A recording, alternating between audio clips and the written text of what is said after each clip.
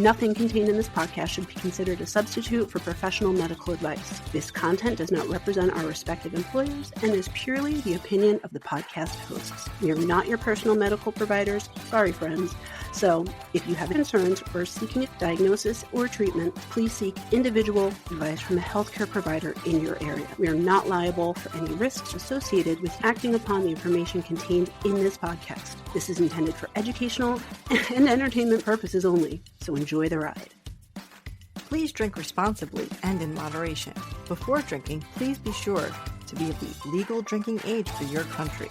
We do not encourage the misuse of alcohol. Welcome to Medical Media Mixer, the perfect cocktail. I'm Nicole Peniston, psychologist. And I'm Tara Prisco, physician assistant. All right, lady, we got to catch up. It's been like 2 weeks. 2 weeks, a long time. But I mean, we're going to see each other and talk to each other in the next 2 weeks a lot. Multiple times, which I feel like that happened last year too. It did. I feel like this time of year, all of a sudden we see each other. Yeah. Well, I made a major life change. I decided to finally hydrate my body. Oh. So I've been drinking 80 ounces of water every day for the last 3 weeks. Wow. That's from I'm shriveling up dehydrated to that. That's pretty good. That's from I wouldn't drink water if there was a gun to my head to doing it. So far, the only downfall is having to pee all the time. It is, yes. I've only drank half because at my office, we don't have a water cooler. So once I drink what I brought, there is no option to refill. Right. Or else I would have had all of my 80 ounces during the workday. But no, I'm going to get there. I've been doing it so far. I can do it again. That's awesome. Good job. Hydration. I'm waiting for my skin to get better. It has yet to do that, but I feel like I'm shriveling up and dry this week. What have you been up to? Dance competitions. Yes. That's my life. Back-to-back weekends. But I have to say the one on Saturday, so 2 days ago, was absolutely amazing. Kiddo did amazing. Her groups did amazing. And they placed really well. So her jazz got second place, and that same group, another one from our studio got first. So they were first and second. And then in the next sort of group category, her hip hop got first. Her musical theater got second, against itself. And then one of their other groups got fourth from the same studio. And then another group from us got first. So I have to say the girls had a great time. 12-hour day for the parents. Court times were 6:45 one weekend and 7:20 the weekend after. I hope there were copious amounts of mommy juice floating around.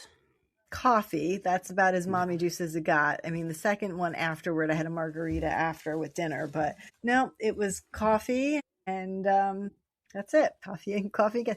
But, I think you know me well enough that I'm a person who likes to cheer loudly for things and be excited. And we always yell and cheer for the kids, but one set of parents who are newer to the game, they're no, we're bringing it. We need a cheering section. They brought these clapper hand things and a bullhorn and a cowbell, and we were screaming as loud as we could. We were the loudest group in the place, and it was fun. That made it, more interesting at least. That's fun. So that was my week. Now I have a break from dance until next month. But as you know, we got Mom's birthday coming up, so I have all those planning things to finish up before. For some reason, I thought it was next weekend, not this coming weekend. Not that it matters, but I have a colonoscopy this weekend, so I'll be nice and cleaned out for the party. Ready to go. Yeah. Yeah, so just last minute things, just getting all that ready. So, it never ends. Yeah. But I am ready to relax, listen to your hijinks. I have some wine to get me started. Nice. I was going to say, this isn't really a relaxing topic, but okay. I don't even know what you're on this week. I don't remember what you're talking about, but I'll find out in a moment. You will. I mean, I guess technically, no, it's not relaxing at all. There's no way it can curve it that way. Can we make it silly in any way? Oh, definitely. Okay. It's just not a relaxing, silly thing. Okay. Yeah. Oh, is this the one? I think I know which one this is. No, don't peek. Stop. Get out of the document. Do not look. Get out. I see you. Move. You see Go me, away. my cursor. I see your T at the top. I think that reminds me of a funny story. So at work, I write reports, but I have psychometrists who like input the data and stuff like that. And I don't know why, but every time like I open a document, if I see one of the psychometrists in there, I get like all freaked out and I like get out of it. I'm like, I don't want them to think I'm rushing them. Like I'm just looking. Oh my goodness. But then like other people have said the same thing. Like when they go into a document and they see someone else in there, they're like, oh, I have to leave. Like, I have to get out. It's not a private chat room. I mean, I have students often, so I guess similar to like sort of your interns or extern, whatever they are. So yeah, I mean, we're always in the same charts and doing the same things. And I have to be like, wait, we're both in the chart on different computers. We need to hit refresh so that everything merges or else we're going to be all confused. With our EHR, it won't allow two people to make edits, but two people can be viewing the chart. So like we don't have that problem, but yeah. I have to say though, I have really amazing students. Shout out if any of them listen, because I've told them all about this. So extra credit if you listen. But I take them from my graduate program from Seton Hall. And I have to say, every single student I've had has been really, really on the ball and prepared. So like that's great for the future of my profession. So I'm really happy with that. Yeah, I will be taking on a new unlicensed therapist next month and supervising her until she gets licensed. So that'll be fun. So then I'll have two. Yeah. Passing on the knowledge. I don't know. Sometimes I don't feel like I have knowledge. And then people ask me questions and I can answer it. And I was like, I guess it is in there somewhere. It is. You just need to know enough to like spark it. And even if you can't get the whole thing, you know what I mean? Yeah. I think, and it probably shows in the podcast, like my understanding of things comes out through like giving like anecdotes or like explaining stuff versus like I can't rattle off like facts like in 1976 blah blah blah blah blah, but I could be like the theory of this is like this, and then if you do it like this it's like that. So like I don't know, that's also the type of learner I am. Like I need to be able to like make meaning to it and like transfer that same information to like another scenario to like make sense of it. For me, I'm best with like those well, in the broader sense, because I'm restudying for my boards this year, I'm great as far as that general knowledge and knowing like those triads and all those things that you need to know. Just like facts. If it's this, this, and this, it's that. This is the treatment. Like just those like straight facts. But when I deal with patients, there's a lot more nuance to it. Of course. But studying style, I'm great with like those keywords. Like give me the keywords and I'll know it. Yeah. Yeah. Today I had to do testing feedbacks on twins, and I've actually in my career evaluated, now it's been 5 sets of identical twins, but total sets of twins, probably like 12. And I always find it really interesting how like you can be identical twins and have so many things in common, but then like there's so many like nuances that are different. And yeah, I think it seemed like this mom like really kind of appreciated how, even having only met them like a couple of times, I was able to like clearly separate like one from the other and be like, well, this one in this situation would do this, but this one would do this. And she was just like, she's like, you're exactly right. And I'm like, I guess I know how to do my job. I mean, you're doing your own little twin studies right there. That's pretty neat though. I do find twins fascinating. These twins were, they were pretty average. There was nothing like I think I told you, I once did the house tree person drawings with twins. And I saw one twin in the morning and one twin in the afternoon, and they did not see each other because like one was going back to school, one was leaving school. They drew the exact same tree.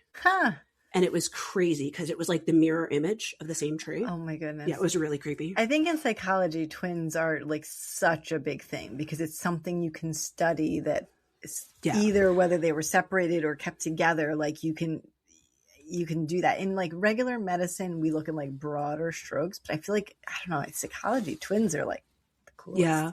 And I keep saying I'm going to cover twins, but like the only like media twins I can think of are, you've probably heard of them, the silent twins. And they have so many other psychological things going on that like if I cover them, I feel like it's muddying the twin water, not truly. Right. Like, yes, like they had like their own language and like understood each other, but like outside of that, there's so much trauma and so many other things going on with them that I feel like that's not really what their story is about. Right. But I might have to cover it because we'll come up with something else. We'll look up something. We'll find another set of twins.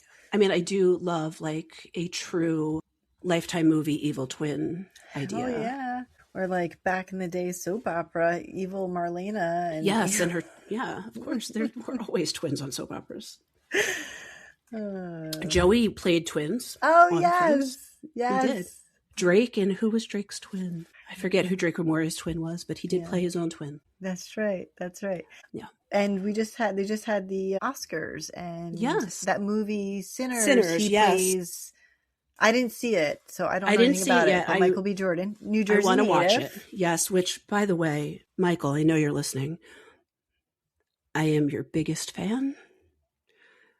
You are so attractive and so talented, and give me a call, please. I gotta watch this though. I heard about it. It looks very vaguely, good. And I never it just didn't pop up in like my world. Like I heard about it once, but now that it won stuff, I gotta go look it up and watch. I had wanted to see it after watching a couple of interviews. There was an interview with one of the actresses saying how Michael B. Jordan was so good that like she knew before he even spoke a word like which twin he was playing, just by like the way he carried his body and things like that. And I was like, that's dedication. Well, that's like with the clones. I mean, like to be able to embody like that physical difference of carrying your, like, it's amazing, these actors. Yeah. Well, at least he got the credit he was due by winning an Oscar, so good on you. Yeah, in Newark, New Jersey. He went to Arts High School apparently, so yeah. That's where Deb went. Oh, really? Yes, and I was like, Mom, you are not in Fame, so calm yourself down. But she did go to Arts High. Our listeners are too young. They don't know what that is. Oh, y'all are missing out. They did remake it, but it wasn't so good. It wasn't the same. Yeah. So I guess maybe we should get down to business. I guess. Wait, isn't that a song too? Let's get down to business. I'm sorry. I'm just breaking out in song left and right. But before we get down to buying business, I watched all of your business for a podcast that you will be doing in the future. All the episodes dropped. Oh, yes. I watched it all. I watched the whole thing. I hate how it ended. Who was at the door? I know. But I have opinions, and we'll get to it when we do that episode. I was expecting it to be heavier on your topic, and it really wasn't. Because they took the first book, which is what I talked about, and then they did the 25th book, and then they put it together with flashbacks. That's why the flashbacks, yeah. It's fine. It'll work. Because I'm going to talk about the book more, and then I'm not going to reveal as much about the modern plots and not screw everybody over. Like, I'll give some vague stuff. So is this a true story, or is this a fictional main character? It's based on a real medical examiner, but like nothing else is true. Okay. Like it's based on like their vibe. But it's like, so is her older sister Jamie Lee Curtis? Because again, chef kiss. She's fabulous. Phenomenal. I feel like both Nicole Kidman and Jamie Lee Curtis can play literally any character, and it's believable. I have opinions. You don't. Well, I feel like Nicole Kidman's her accent was slipping on this one, which is not like her. She has too much Botox. She can't move her face, and you can't get the expression. It's not Botox. She's a vampire. Yeah, she looks a little bit like she does. You lose. She's a gorgeous, sparkly vampire. She is a fae, a vampire, something of those sort. But you lose some of that facial expression. I felt like that bothered me. I caught in the first episode. I know we're skipping ahead. I caught in the first episode that the accent was slipping, and that's not I noticed it a lot. Yeah, I did, and it's not like her. So I was wondering if it was an intentional for some reason, like if it's part of a future plot line. No, she's supposed to be from New York. No, I know, but like so there was definitely a little bit like of an Australian. I heard, vowel. But the younger version of her, I liked. I liked the girl who played the younger version of her, and I do love when they have two actresses playing the same character because then they have to study each other, right? And their they mannerisms look so much alike. I couldn't believe they look so much alike. Yeah. But anyway, everyone, that's Scarpetta. So we didn't really tell you, but we're covering that in a few episodes. We'll get there. We're trying not to spoil it, but Scarpetta, watch it.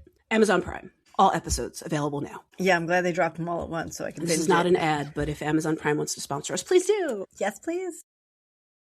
We love you. I order so much stuff from you, Amazon. I actually sponsor you. Yeah, I really do. I've got 5 things in my cart right now. Okay, so let me get to my topic so we can try to focus. Cocktail and focus. I'm blaming it that I had much less work than usual, and I didn't have to take work home, so I'm kind of fancy free and loose today. Ooh, you're all over the place. I'm trying to enjoy it while it's lasting. So my cocktail, that's the one link I forgot to open. My cocktail is called the Upside Down. Ooh. Yes. So it is dedicated to season 5 of Stranger Things, but I'm going to be talking about more general Stranger Things-y things. Yes, I said things twice. So my cocktail is 1.5 ounces of vanilla vodka, 3 ounces of pineapple juice, splash of grenadine, a cherry, and a pineapple wedge. I didn't have pineapple, so I just garnished with a cherry. Basically, super easy. Fill a rocks glass with ice, add the splash of grenadine, pour in the pineapple juice, then the vodka, stir, garnish, done. So it's a pineapple upside down cake in a drink, right? That's the flavors. Is that what it is? Yeah, vanilla pineapple with the cherry. That's exactly what it is. Pineapple upside down cake. I mean, if it was like the upside down would be like black and red and crazy. No, it's a pineapple upside down. I really did not put that together. Yeah. Thank you for that. That is. So that was courtesy of tablemagazine.com. So thank you for that cocktail.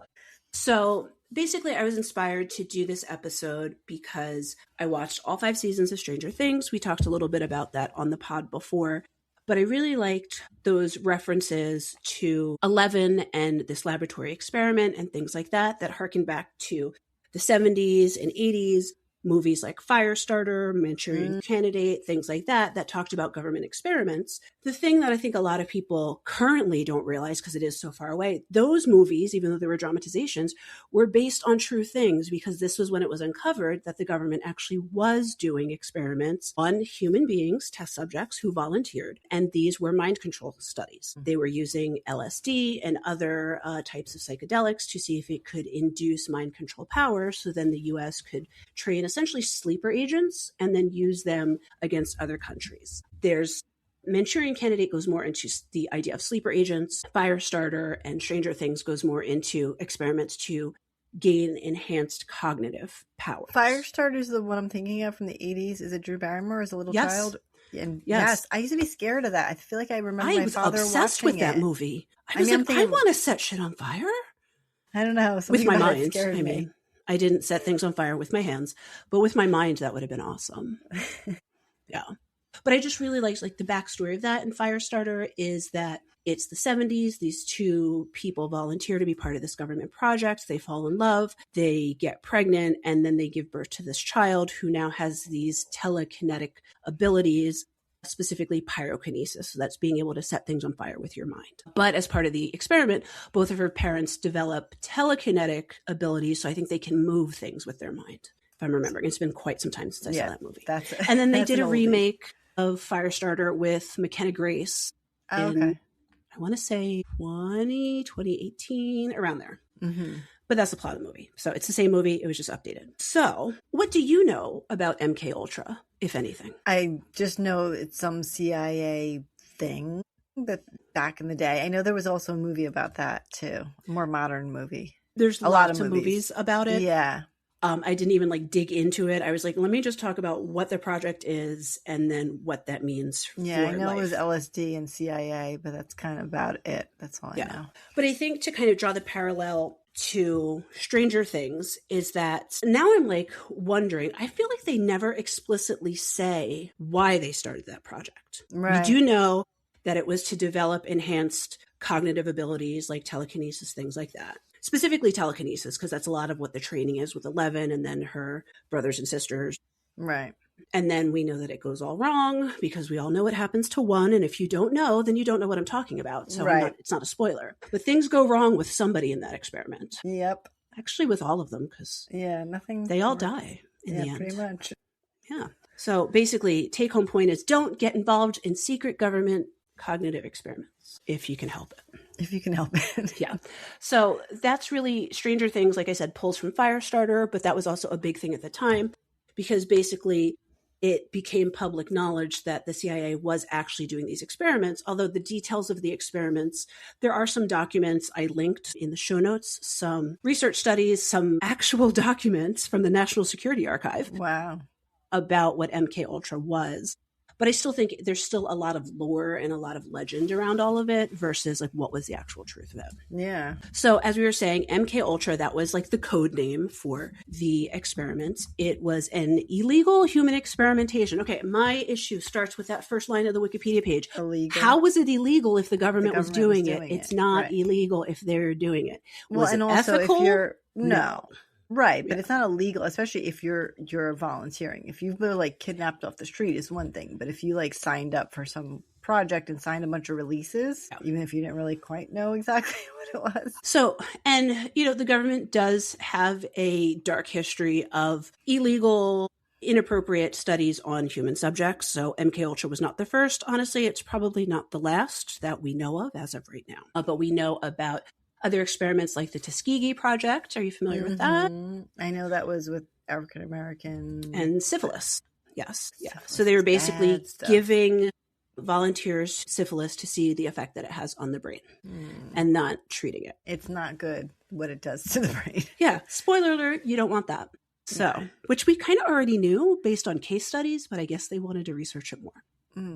Anyway, back to MKUltra. It was by the CIA. And basically, as I was saying, they wanted to identify drugs and different types of behavioral procedures that could alter human behavior with the idea that you could essentially control people, control their minds, control their behavior to go one way or another. And then this was linked to things like spycraft and all those kinds of things, but it's not 100% clear what like the end goal was of it. It was more like, we did this to see if stuff happens, and we don't have like 100% proof that stuff happens, but things happened. So MKUltra started in 1953. It was halted. I like that they use that word because it doesn't mean the project was terminated. Halt is like pause. Paused, yeah. So I question that. But halted in 1973. So it was like 20 years going on. Wow. And so it used a lot of different methods to both understand people's mental states, to then learn to manipulate them, and also their brain functions. And they were doing this by using high doses of psychoactive drugs like LSD. They also used psilocybin. But in addition to that, they also used hypnosis, electroshock, sensory deprivation, isolation, verbal and sexual abuse, and torture. Yes. So, and I love going down this rabbit hole because some of it just sounds so bizarre, but this actually happened. So before MKUltra, there's Project Artichoke. Okay. I want to be the person who names the things. Is it because we have to peel back the layers? Is that why? I don't even think it's that deep. Probably not. They're like, it needs to start with an A. Like, artichoke. Got it. Sounds good. So Project Artichoke was basically working with the Office of Scientific Intelligence and the Army's Biological Warfare Laboratory. So that's where we were getting like using substances and then intelligence, working those two things together. And so they used US and Canadian citizens as unwilling test subjects. So MKUltra, I don't know if it was always volunteer, but there are definitely people who admitted to volunteering to be part of it. They didn't know what the full, at least. Yeah. And that was the thing. They knew they were signing up for something. They didn't necessarily know the details of it, but at least, there was some sort of semi-consent to that. Right. I don't want to misquote, but I believe it was the Unabomber. He was part of MKUltra. Right. I think we mentioned that at some point. We talked about We probably did. Yeah. I know I've discussed the Unabomber. Let's make sure. Let's double check that, because I found something we said the other day that I was like, oh, I got to fact that. That's not right. I mean, I listen to other podcasts and people get things wrong all the time, and they make money off of this stuff. We don't. So P.S. disclaimer: the vein is not where iodine is in shrimp. That is a common misconception. Thank you for clarifying. I did say I wasn't sure if that was true. No, you did, but it was just one of those random things. Let's see, Unabomber. No, that's not what I said. I'm pretty sure he was, because I know he wrote a letter about it to somebody. Unabomber wrote a lot of letters. Yeah, he just wanted to be. He participated in what was described as stress interviews designed to break down a person's belief system or ego. He was an unwitting subject psychological experiments at Harvard University from 1959, 1962, which were funded, yes, by CIA, MKUltra. Yeah. Yep. So it sounds, I don't have a whole lot of information on Project Artichoke, but it sounds like it was kind of like the baby version of MKUltra. It's like starting out original things. And basically MKUltra was carried out under the guise of research at colleges, universities, hospitals, prisons, pharmaceutical companies, and the military. So they were kind of grabbing people wherever they were. I wonder if they paid people, because college students will do anything for money. And that's what I was going to say. I believe the Unabomber was in college at the time, and I know they do a lot of psychological experiments on college campuses because they're paying people, and college people need money. It's usually not for books that they need the money for, but whatever it is.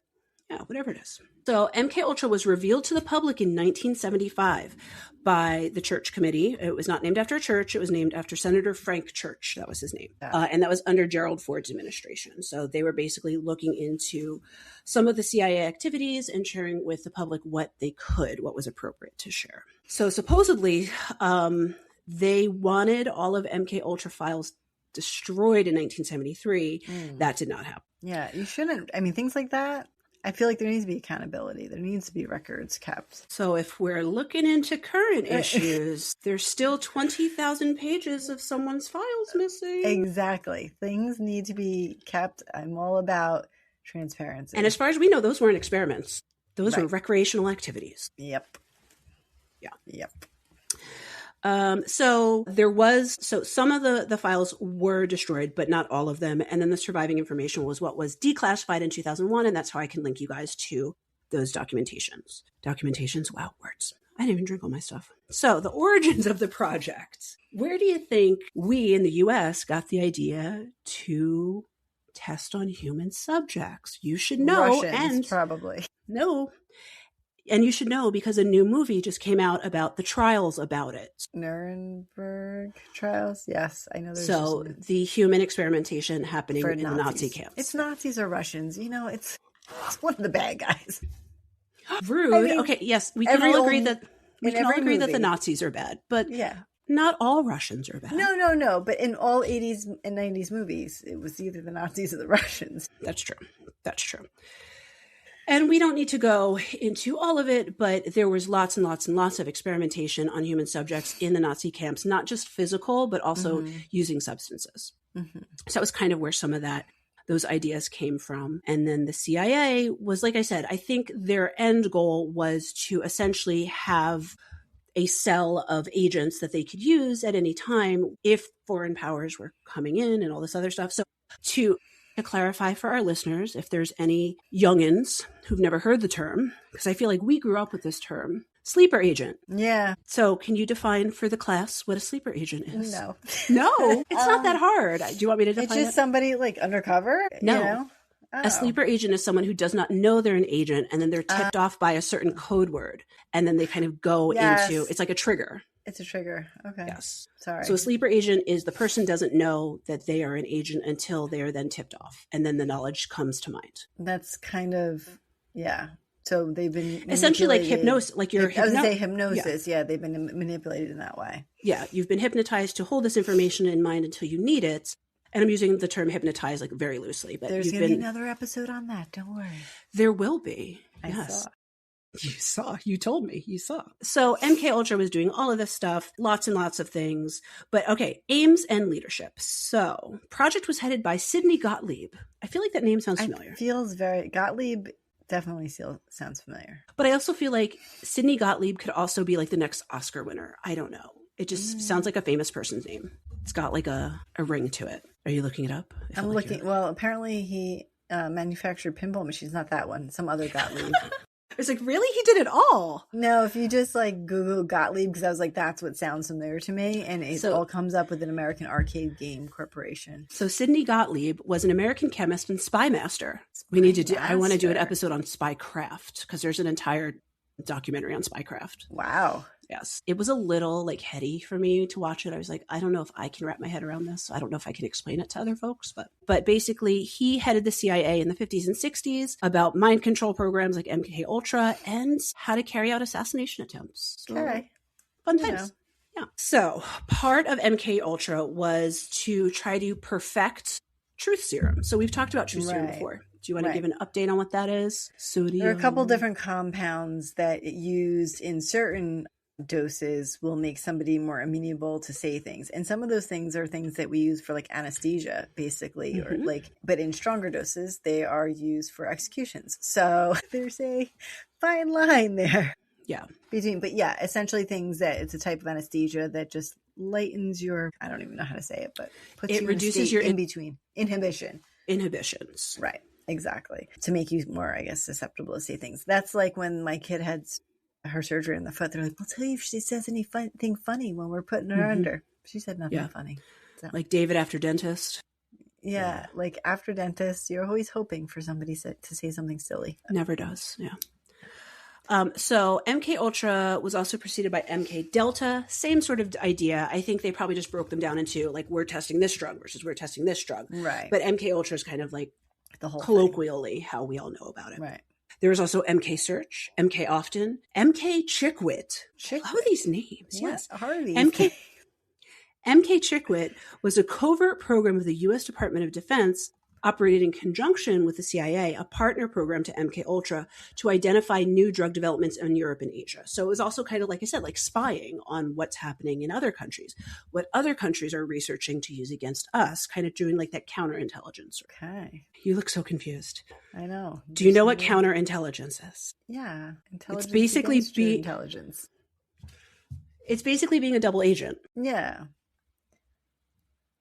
So over 26,000 potential agents had been screened and acquired for future testing for MKUltra. So this wasn't just like, oh, we're going to grab a couple people from Harvard. No, this was a big scale project. There was a sub-project of 139 designated bird disease studies, all in quotes, where basically they were studying bird migration patterns for chemical and biological warfare, essentially attaching things to birds and then seeing where they migrate and where they can drop stuff. Okay. I want to know, and I'll get into it in a minute, but like a lot of these guys were high. But like, how do you even think of like, well, do you know the conspiracy theory about birds? That they don't exist. That they're not real.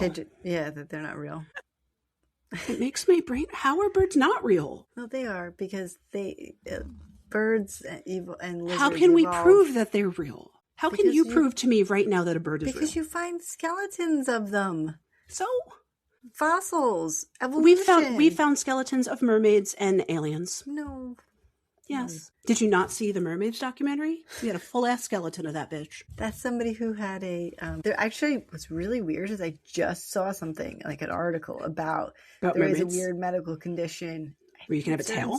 Substance use in pregnancy. I can't remember which substance in particular that you can have. Yeah, like fused like legs that. Quaaludes? Mermaid.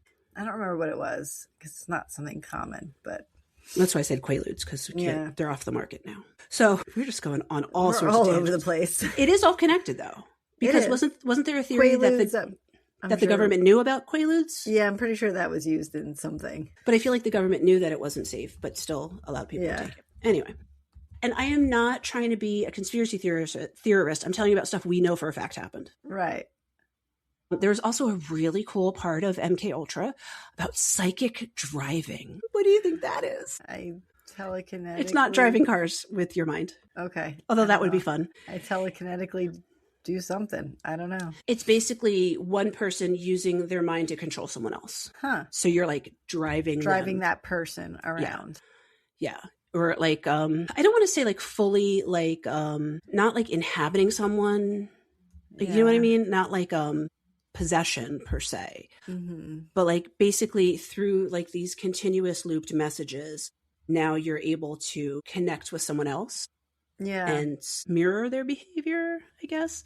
It's a lot of this stuff is a lot. It's a lot of wackadoodle stuff. It is, but that's my medical opinion. It's wackadoo, but it happened. So apparently they spent over $10 million on the CIA experiments for MKUltra. But yet I still have to pay my student loans. Right? Seriously. Yeah.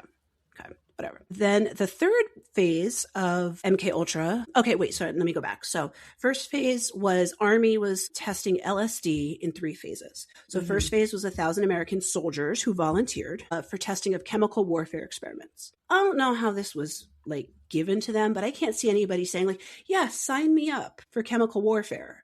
No, thank you. Yeah. And then phase 2 only had 96 volunteers who were dosed with LSD and evaluated to see if LSD enhanced their intelligence. I just find it's interesting, like that. Why so much focus on LSD? Like, so we have to look back into the time. This is around the time.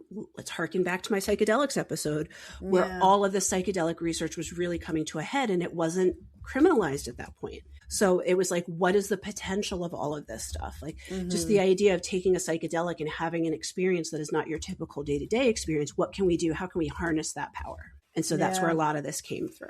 And then the third was called Project Third Chance. They really dropped the ball in that name. What do you want to call it? Well, there's also one called Project Derby Hat. I like that one. Derby Hat.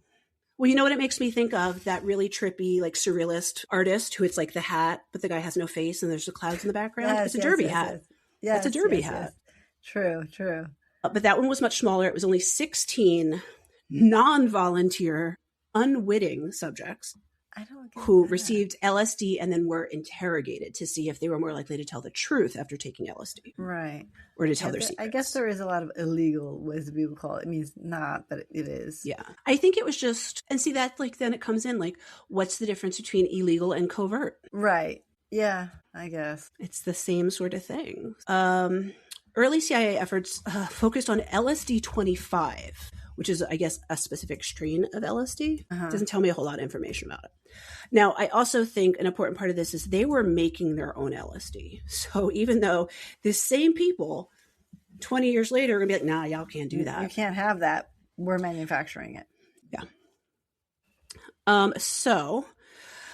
The original experiments were included administering LSD to mental patients, prisoners, drug addicts, and prostitutes, aka, let's use the correct term, sex workers, because it is work. They specifically chose those people because they were people who could not fight back. Okay. And I was doing little air quotes for anyone who's listening. Yes, everyone. Quotes. And that was as per an agency officer. So they were choosing these people thinking like, hey, they have too much to lose if they fight against us, so let's just use this with them. So always taking advantage of populations that are at risk. So keeping in mind what we remember about LSD and hallucinogenics, tell me your immediate thought process to this next line. In one case, they administered LSD to a mental patient in Kentucky for 174 days. Oh my God. They fried their brain. Yeah, they had flashbacks for a lifetime. Jeez. Flashbacks, all your circuitry's dead. You're not doing anything. Like you're just psychosis at that point, like just blatant, like. If you're lucky, you're probably testing. just, there's nothing left to your brain after all that. However, after that, they also administered LSD to CIA agents, military personnel, doctors, government agents, members of the general public to study reactions, so just general reactions to LSD. Mm-hmm. Again, I'm pretty sure there were plenty of hippies who would be happy to share their experience without you dosing people who didn't know. Yeah. I don't know about that. Although, you know what? The hippies didn't like the government, so no, they weren't going to be happy to share their experiences. No, that's true. I take that back. Sorry. Got to remember the times. Remember our people. Yeah. So the LSD and the other drugs were often administered without the subject's knowledge or informed consent, which was a violation of the Nuremberg Code. So as I was just saying, they just released a movie, Nuremberg, about those trials and about, I guess this was a true story, this part of it, was one of the U.S. agents kind of like developed like an unlikely friendship with one of the Nazi doctors. And so it's about like their relationship throughout the trial and everything. Mm-hmm. Russell Crowe is in it. Okay. And what's his name? The guy, he played Freddie Mercury. He was in iRobot. Yes. That dude. That guy. I know that guy. Yeah. You want to know another fun project name? Because there's lots of them. I'm a little scared. Okay. So I'm going to tell you the project name, and I want you to tell me where you think this project was occurring, like what type of setting. It is a public setting, I'll put it that way. In Operation Midnight Climax, it's exactly what you're thinking. Where was this taking place? In some things, I don't know, brothels? Yes. The CIA set up several brothels within agency safe houses to obtain a selection of men who would be too embarrassed to talk about the events. Okay. So they came into the brothel, got dosed with LSD, there were one-way mirrors, and then the sessions were filmed and viewed for later study, and then they knew they wouldn't tell because they weren't supposed to be at a brothel. Okay. It's a lot of stuff going on there. Other things are kind of these, I feel like these ideas that have kind of infiltrated the general public, an idea of CIA, so interrogation under bright lights, with people taking notes, and telling people that they would extend their trip if they refused to reveal their secrets, like kind of this manipulation, coercion going on in a lot of these experiments as well. And then there's all of the studies at Stanford, which we talked about, which was more about the development of those drugs, DMT, mescaline, psilocybin, all that stuff that we talked about in the hallucinogenics episode. Okay, I need to click on this because if this is where I think it is way closer to home than I thought. Okay, no, it's in California. It said the Menlo Park Veterans Hospital. Well, no, that is. I used to work there. But this isn't the New Jersey one. There's one in California. Has the same name. Okay. Yeah. Yep, it says California. Okay. Palo Alto. Same name though. I mean, Menlo Park, it's a famous name. Do you know why? You should know why, or you're a bad New Jersey. I mean, I know Edison. Yeah, that's why. Because of Thomas Edison. Yeah. That was where his laboratory was, in Menlo Park. Yes, it was. New Jersey, not California. They just stole it. And the first house to be lit by electricity was in Roselle. Really? I did not know that. Wait, is that the little red one on the corner? I'm not sure, like but a block I just know from that our random high school fact because I just know that random fact. But you know, like a block from our high school, that little red schoolhouse? I don't know if it's a red schoolhouse, but I know it was a house. I'll fact check that one. No, it was definitely. I mean, I believe you. Everybody else is like, what are you talking about? What are you people talking about? Yeah. So that was all the stuff about MKUltra. There was something else fun I wanted to tell you. I'm just scrolling through. Okay, so there were several known deaths associated with MKUltra. The most notable was a Mr. Frank Olson. He was a U.S. Army biochemist and biological weapons researcher. And so I don't know about this. Maybe you know about this. Do you know about the 1951 Pont Saint-Esprit mass poisoning? No. It was basically through a local bakery. It was ergot poisoning. We talked about ergot. Go back. That's why I asked if you knew. Way in the beginning when we talked about that. When we talked about the Florence and the Machine song. Yes. So basically, this guy was a researcher. He was involved in a lot of, at least in that situation, he was uncovering something good. He was doing good, positive work.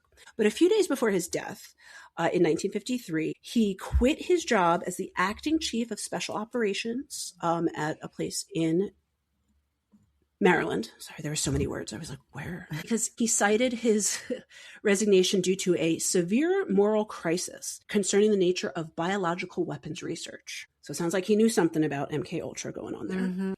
And his concerns were the development of assassination materials, use of biological warfare, experimentation in populated areas, collaboration with former Nazis, LSD mind control research, and the use of psychoactive drugs. Terminal interrogation. So basically this was, what do you think a terminal interrogation is? Till you die? Yeah, exactly. Yeah. Got it. So he was real worried about all this stuff. So then apparently he was dosed with LSD without his knowledge and without consent as part of any experiment. So it seemed like they just dosed him. It wasn't part of an experiment or anything. And then a week later, he died after mysteriously falling from a 13th story window. Mysteriously? Yeah. Now, I don't know about you, but I know that I've heard conspiracy theories about how big tech companies like Apple and things like that, how if people give away secrets, they fall out of windows mysteriously. Yep. Mm-hmm. So I'm not saying that Apple is doing that. I'm just saying these have been conspiracy theory stories that have been in the public. It just sounds sus because most people don't fall out of a window. No. You can jump or you're pushed. But you don't just whoopsies fall. So that's the thing. However, they're also saying then later on that he had some suicidal tendencies, that him getting dosed with the LSD might have triggered something. And so maybe one thing had something to do with another, even though it was suspicious. So that's one dude. His family did get a settlement. Why would they be paying anybody if they didn't do anything wrong? Right. If they just, fell. Exactly. And then some of his files were part of what was destroyed. Then in 1994, his body was exhumed and they found cranial injuries that indicated he'd been knocked unconscious before he exited the window. Of course. Yeah. Of course. So, and then they tried to frame him and say he was the one as part of the ergot poisoning, even though he was the one who uncovered it. So clearly slander is a thing, but whatever. Yeah. So there were other people, but he was kind of like the most notable person who died from MKUltra. Confirmed, there's a list of people who were part of the experiment. Other alleged experimenters. Here's a name you're going to know. Jim Jones. Oh, yeah. How do you know our friend Jim? Doesn't he have a cult? He did. And then he made everybody drink cyanide. Yes, I know. And it's not in Kool-Aid. It was in Flavor Aid. Leave the Kool-Aid man alone. He didn't do anything wrong. But everyone says drink the Kool-Aid. Yes, which I will be talking about that in a future episode. We are like just preparing for all of these because so many things come up. And it's like, oh, we cover that. And they do like kind of connect. That. Yeah. Another confirmed subjects. So this guy, I didn't know his name, but then I was like, oh, Ken Kesey. Mm-hmm. He wrote One Flew Over the Cuckoo's Nest. So he's an author, but he was a confirmed subject of MKUltra. Really? Yes. Allen Ginsberg. The name sounds familiar, but I couldn't have. Well, I mean, there's famous Ginsbergs. Yeah. He wasn't that one. He was part of Stanford's experiments on... It's an American poet and writer? No, not that one. You sure? I'm sure. 1926 and 1997 from New Jersey. No. Oh, wait, American poet? Yeah. Did you just say that? Studied Eastern religions and no, because the line that I was reading was talking about how he was involved in an experiment on Stanford's campus. So that's what I was looking at. I ignored the rest. You're correct. Yeah, MKUltra. Yeah. Who else? Robert Hunter. Didn't know his name, but apparently he wrote songs for the Grateful Dead. Okay. That tracks to me. That totally tracks. Yeah. I feel like if there's a band that you might associate with LSD, that would be it. Yeah. Alleged subjects. So our friend Ted, the Unabomber, was not the only serial killer who was an alleged subject. Really? Charles Manson was another one, which that tracks because he was in prison at the time, and they did say that they experimented on prisoners. And this was in prison before the cult stuff, because he was in and out of prison since he was like 13. Sirhan, that was a guy. He did a thing. Oh, he's the one who assassinated JFK. I mean, RFK. Sorry, not JFK. Oh my God. We don't know who did JFK, but RFK. But it was actually his attorney said that he was operating under MKUltra mind control techniques when he assassinated Robert Kennedy. I don't know if that tracks, but okay. I mean, it doesn't not track, but I feel like it's a convenient excuse by your attorney. Right. It's not like he said it. His attorney said it. And then here's another famous crime dude, James Whitey Bulger. I know that name. Yeah, he was like a mob boss in Boston. Oh, okay. But he also said that when he was in prison when he was younger, that he was part of their prison experiments. Okay. Which, again, it's like, it's weird that it's all these famous people, but it does track.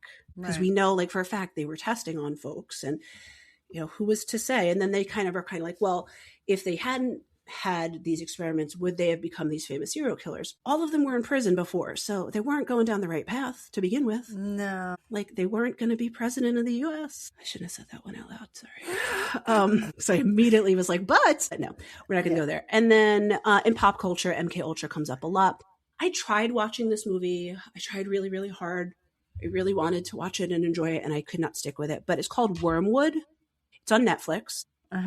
And it's a 6-part docudrama about Frank Olson, the one I was just talking about, who essentially was like thrown out the window. It is written by Errol Morris, who was I'm losing the word, guy who like writes articles in newspapers. Journalist. Yes. He was a journalist who like studied a lot of like weird conspiracy theory ones. And so this was one of the ones that he did. Okay. I tried watching. You know why I don't like it? Because it goes back and forth between seeming like a scripted documentary type thing to getting very trippy and weird and like odd camera angles. I just couldn't stick with it. I wanted to, but I couldn't. But I would say that's like probably the most recent one because that came out in 2017. But there's been a lot of references over time to MKUltra. And then obviously, like I said, Stranger Things, they do say that a lot of it was inspired by MKUltra experiments. So there are a lot of links in the show notes, but a lot of them say kind of the same thing. So I'm not going to go through every single one. There's a really good article from the History Channel about MKUltra. That was not where I was just getting all that information, but it does talk a lot about like those big points that I hit, like the church committee and Frank Olson and other participants, stuff like that. Just see if there was anybody else notable that I missed. No, those were the big parts. And then was there anything else I had? So the Manchurian Candidate, I haven't seen that movie. It was originally a book. They made it into multiple movies. I feel like George Clooney was in like the most recent iteration of that movie. Yeah, I think so. Like for some reason I'm associating like his face to like the movie poster or whatever. But that's more about like I was talking about like these sleeper cell agents and how they can get activated to do things. So that's not direct tie into MKUltra, but it was definitely part of this whole government conspiracy of doing these things to people to use them later. And then there's a couple scholarly articles because I tried to keep it intellectual for us. And then my favorite is there's like this old timey, like you could tell like when you bring up the PDF, it's like the original like hearing files of MKUltra from like 1972 or 73. Sorry. But I was like, that's kind of cool. I'm not going to sit and read all of them, but it's cool that like you can access that stuff on the internet these days. Yeah. And that's through the intelligence.senate.gov. Okay. So that's something we haven't erased from public. Have some transparency there. Huh. Yeah, because nobody cares about it anymore. And then, just a lot of the same stuff, but like some of the articles go deeper. So there's a whole article about the psychic driving, like I was talking about, and then others about more of just the drug experiments itself. But a lot of really cool information out there. And the National Security Archive, just a really cool website with like old documents and pictures and stuff like that about things that the government has done in the past. Not all bad things. There's some good positive stuff in there too. Okay. But that came about because of the Freedom of Information Act. So that's kind of what started that website and making this stuff available for public consumption. So that's also very important to know that we are entitled to this information if it all gets released. And I'm pretty sure this is probably where you can read the Epstein files, but I haven't looked. Yeah, because I don't want to. I don't. What I hear from people, Yeah. Yeah, what I hear from people is I'm not in a good mental state for that stuff right now. Yeah. And I need to protect my peace. I'm not saying any of it is not true. I'm just saying I'm not ready for consuming that information right now. Exactly. And I think, this is not at all related to what we're talking about. I think that's really important for people, especially these days when the news, regardless of where you fall politically, it is very contentious and it can get very stressful. So being very aware of what you are willing and able to consume and limiting that. You don't have to watch the news. You don't have to doom scroll. You don't have to do that stuff if it's going to make you feel bad afterwards. And that's okay. You're not missing anything. It's overwhelming nowadays. Yes, very overwhelming. So take care of yourselves, everyone, regardless of what you believe or don't believe. Make sure that you're consuming things that make you feel good and healthy. It's just funny because nowadays I think we would poo-poo some of these government conspiracies, but yet, we have actual files and evidence like, oh, this happened. Yeah, it's funny. I don't know if you saw, because it just came out as a documentary, but it is also a podcast talking about all of the satanic panic and kind of how that evolved. And a lot of the stuff that's currently out there feels a lot like that, where everybody goes all in and then later it's disproved. But it's like, if this stuff keeps coming up every so many years, there's a kernel of truth to it somewhere. Right. Yeah. Right. And so it's like, maybe it's not as pervasive as, we're led to believe, but shit happens some places. We can't deny that. Right. Yeah. So I'm not going to go off on that tangent, but that was a really interesting, the documentary, I forget the name of it, but the podcast is called The Devil You Know. Okay. I've heard of that. It's an 8-part series, but the documentary is based on the podcast. So you don't have to do both. You can do one or the other. Okay. I've definitely heard of that. Honestly, having watched and listened, I actually preferred the documentary better. Okay. To the podcast. The podcast, it wasn't bad. I just felt like the podcast kind of dragged a little bit at certain points. So, but yeah. Nice. So that's all I've got about MKUltra and Stranger Things. Yeah. Like I said, I know the whole government conspiracy thing kind of freaks you out if you think about it. But so the conspiracy thing is, and if you haven't finished Stranger Things, this is where you hit mute for the next 15 seconds. Is 11 alive or not? So I didn't see the last 2 episodes. Well, damn it. I just ruined it for you. No, it's okay. Husband and I are really bad at finding time to watch TV. And so we've been consuming The Pit because it's currently episodes coming on when we have time. And so we put those last 2 episodes of Stranger Things on the back burner and now we have to finish them. I mean, it's not a huge spoiler. It ends in an ambiguous way where you don't really know. A lot of things do that. So we'll see. I have to get the last 2 episodes. But, I feel like Stranger Things ended the same way that Friends did. Have you heard about the Friends conspiracy theory? What is the conspiracy theory there? The Friends conspiracy theory is that Phoebe was never one of their friends, and the entire show is her watching them from a window and making up a fantasy life and incorporating herself into that would them. be too sad. No, that is not Lisa true. Kudrow herself said that would be crazy if that's how it ended, but it's too sad for Phoebe. But I agree. No, it's too sad. But if you think about it, she's the only one on the outside. She's the only one without that intimate connection. Yeah, she brings a little whimsy into everything, though. Oh no, I love Phoebe and she's great, but it would make sense if that was the true scope of Friends. I don't know. I like that she's the weird friend that everybody was like, yeah, she's just the weird friend. She's kind of just different. I don't know. That's the thing. Was she a friend at all? No, I don't like your theory. No, I didn't make up the theory. It was the interwebs. And then Lisa Kudrow talked about it, and that's how I found out about it. Yeah, people talk about anything on the internet. All right, so let's wrap things up. We have another episode to record, so we will see each other in a moment. Sorry. Thank you for listening to Medical Media Mixer. The perfect cocktail. Cheers. Sorry, I had a frog in my throat. You better get that looked at. That doesn't sound healthy. Thanks for tuning in to this episode of the Medical Media Mixer podcast. If you enjoyed the conversation, don't forget to subscribe, rate, and review us on your favorite podcast platform. Your support helps others find the show. Want to keep the conversation going? Follow us on social media. We're at Medical Media Mixer Podcast on Instagram, Facebook, TikTok, YouTube, and on Pinterest, the Medical Media Mixer board. If you'd like to support the show and help us grow, check us out on Patreon. Patreon.com/Medical Media Mixer Podcast. And on Buy Me a Coffee, buymeacoffee.com/Medical Media Mixer Podcast. If you have a topic idea, feedback, or just want to say hi, send us an email at medicalmediamixer@gmail.com. You can also stream all of our episodes and find more info on our website, medicalmediamixer.podbean.com. We're available on all major podcast platforms, so no matter where you listen, we're there. Thanks again for listening, and until next time, keep mixing medicine and media.